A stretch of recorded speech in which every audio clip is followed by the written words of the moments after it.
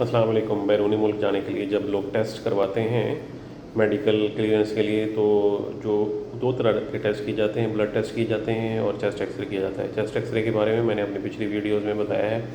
तो काफ़ी लोगों ने पूछा है कि अगर ब्लड टेस्ट में मसला आए तो फिर क्या करना चाहिए। ब्लड टेस्ट में जो मसला आता है वो ज़्यादातर ALT बढ़ा होता है, यानी जो जिगर के टेस्ट हैं वो बड़े होते हैं। उसकी मुख्तलिफ रीज़न्स हो सकती हैं।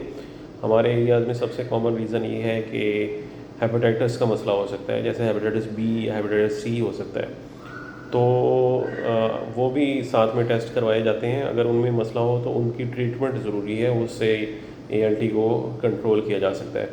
अगर हेपेटाइटिस का मसला नहीं है तो नेक्स्ट चीज़ जो हो सकती है वो बाद दफ़ा फैटी लीवर की वजह से ये मसला हो सकता है। फैटी लीवर आमतौर पर उन लोगों में देखा जाता है जिनका वेट ज़्यादा होता है, जिनमें कोलेस्ट्रॉल का मसला होता है। तो ऐसे लोगों को जिनका ALT बढ़ा हुआ हो और कोई और वजह ना हो तो उनको अपना कोलेस्ट्रॉल लेवल, जिसको फास्टिंग लिपिड प्रोफाइल कहा जाता है, वो चेक करवाना चाहिए।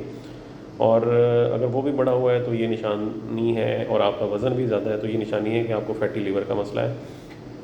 उसका हल क्या है? उसके लिए 3-4 चीज़ें हैं जो की जा सकती हैं। सबसे पहले तो अपना वेट कंट्रोल करें, वेट कम करें अपना। उसके लिए आप अपना BMI कैलकुलेट करें और उसको 25 से कम, और आइडियली अगर हो सके तो 22 या 23 तक होना चाहिए। दूसरी चीज़ ये है कि अपनी डाइट बेहतर करें। डाइट में कोलेस्ट्रॉल वाली चीज़ें, चिकनाई वाली चीज़ें, ये ख़त्म करें।